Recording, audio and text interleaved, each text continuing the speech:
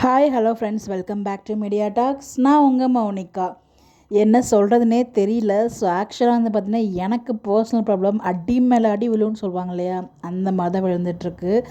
உங்களுக்கு தெரியும், இப்போ ரீசெண்டாக ஒரு 2-3 months பேக் தான் வந்து என்னோடய டிஸ்பிளே ஒர்க் ஆகலை அப்படின்னு சொல்லி சேஞ்ச் பண்ணி வாங்கிட்டு வந்தேன். ஐபிஎல் சீசன் போயிட்டு இருந்தது, அப்போ தான் உங்களுக்கு ஞாபகம் இருக்கும், சொல்லியிருப்பேன். திருப்பி நேற்று நைட்டு என்னாச்சுன்னு தெரில, திடீர்னு ஃபுல்லாக பிளாங்க் ஆகிடுச்சு, ஒர்க்கே ஆகலை. என்ன தான் நடக்குதுங்க என் வாழ்க்கையில் அப்படிங்கிற மாதிரி தான் ஒரு பக்கம் வந்து ஒரே வெறுப்பாகிடுச்சு. எல்லாமே நான் பேசி வச்சுருக்கேன், என்னால் அப்லோட் பண்ண முடியல. ஸோ ஃபோன் ஒர்க் ஆகலை. ஸோ மார்னிங்லேருந்து ஃபோனே இல்லை, ஈவினிங்காக தான் வந்து பார்த்திங்கன்னா நம்ம கையில் ஃபோன் கிடச்சிது.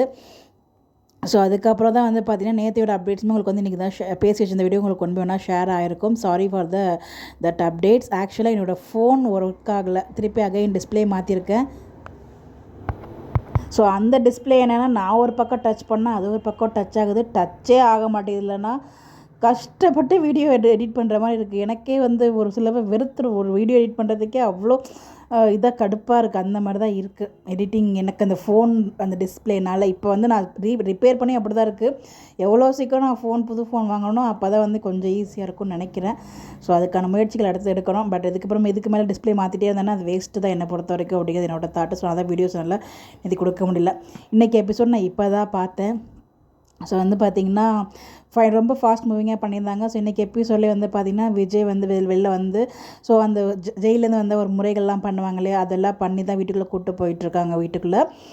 அதெல்லாமே ஓகே தான். பட் இன்றைக்கி எபிசோடில் எனக்கு ஒரு சில வருத்தங்களும் இருந்துச்சு. ஸோ கோர்ட் சீன் முடிஞ்சதுமே வந்து பார்த்திங்கன்னா டேரெக்டாக வீட்டு சீனை காமிக்க ஆரம்பிச்சிட்டாங்க. இதில் வந்து பார்த்திங்கன்னா வீக்காக்கான ஒரு ஸ்பெஷல் மூமெண்ட் இல்லை, பிகாஸ் வீக்கா அவ்வளோ நாள் பிரிஞ்சு இருந்தாங்க. பட் அதுக்கான ஒரு ஸ்பெஷல் மூமெண்ட் வைக்கல. மேபி வெண்ணிலா பக்கத்தில் இருந்ததுனால வைக்கலையா, ஏன் வைக்கலன்னு நமக்கு தெரியல. பட் அதனால் வீக்காக்கான ஒரு ஸ்பெஷல் மூமெண்ட் ஏதாச்சும் ஒரு சீன் வச்சுருந்தா நல்லா இருந்திருக்கும். பட் அந்த சீன் அங்கே வந்து நான் ரொம்பவே எஸ்பெஷலாக நான் ரொம்ப மிஸ் பண்ணேன். கண்டிப்பாக வீக்கா ஃபேன்ஸ் எல்லாருமே மிஸ் பண்ணியிருப்பீங்க.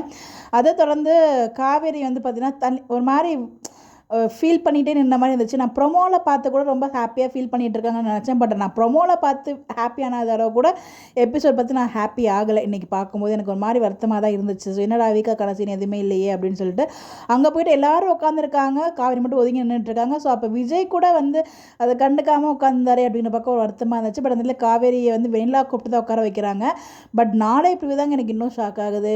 ஸோ இதான் குழந்தை மேலே சத்தியம் பண்ணியிருக்கேன்னு சொல்லியிருக்கேன், அப்போ போயிட்டு வதானே அப்படிங்கிற மாதிரி கேட்குறாங்க. பட் எப்படி அவங்களோட கேரக்டர் எண்ட் ஆக போகுது தான், அதுக்கப்புறம் எப்படி அவங்க போகிறாங்க அப்படின்னு தான் நமக்கு தெரியல. மேபி அவங்களோட ரீஎன்ட்ரி இருக்குமோ அப்படின்ற மாதிரி எனக்கு தோணுது.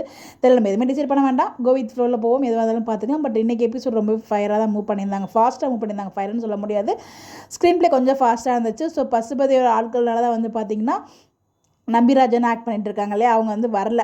அவங்க வந்து ஸோ கோர்ட்டோ போலீஸ் ஸ்டேஷனோ வாக்குமூலம் கொடுக்கறதுக்காக கூப்பிட்டுருக்காங்க. அதுதான் வந்து இன்றைக்கி எனக்கு ஷூட்டிங் அப்படின்னு சொல்லிட்டு போனார். பட் அன்றைக்கி அவருக்கு ஷூட்டே எடுக்கல. ஸோ அதே நம்ம வந்து அப்டேட் கொடுத்துருந்தோம், கண்டிப்பாக வந்து நம்பிராஜன் வந்து கோர்ட்டுக்கு வரமாட்டார் அப்படின்னு சொல்லிட்டு அதை இன்றைக்கி எபிசோடுமே நடந்துச்சு. அதுக்கப்புறம் இப்போ ரீசெண்டாக ஒரு லாஸ்ட் டே ஷூட்டுன்னு சொல்லிட்டு சேசிங் சீன் எடுக்கதா சொல்லியிருந்தாங்களா. ஸோ அதுதான் வந்து பார்த்திங்கன்னா அது நம்ம குமரன் கோர்ட்டில் போயிட்டு வந்து கதை சொல்லுவார்லே, அதை நடந்த விஷயத்த சொல்லுவார்லே, அந்த சேசிங் சீன் தான் அவருக்கு லாஸ்ட்டாக ஷூட் பண்ணியிருக்காங்க. அதனால தான் வந்து அவர் அன்றைக்கி அதே காஸ்டியூமில் போயிருக்காரு. ஸோ இப்போ புரியும் நினைக்கிறேன் எல்லாருக்குமே. ஸோ இதில் அவரையுமே வந்து ரெஸ்கியூ பண்ணிட்டாங்க.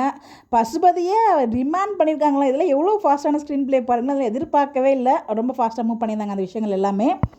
ஸோ ஓகே, பார்க்கலாம் என்ன நடக்குது அப்படின்னு சொல்லிட்டு. நாளைக்கு ப்ரிவ்யூ தான் கொஞ்சம் பக்குன்னு இருக்குது. எபிசோட் பார்க்கும்போது நமக்கு தெரிஞ்சிடும் என்ன நடக்க போகுது அப்படின்னு சொல்லிட்டு. புதன்கிழமை இம்பார்ட்டன்டான டேட்னு சொல்லி நம்ம வெண்ணிலா மாமாவுமே சொல்லியிருக்காரு. பார்க்கலாம். உங்களுடைய கருத்துக்கள் கமெண்ட்டில் ஷேர் பண்ணுங்கள். நீங்கள் எபிசோட் பற்றி என்ன ஃபீல் பண்ணிங்களோ அது கமெண்ட்டில் சொல்லலாம். Bye bye.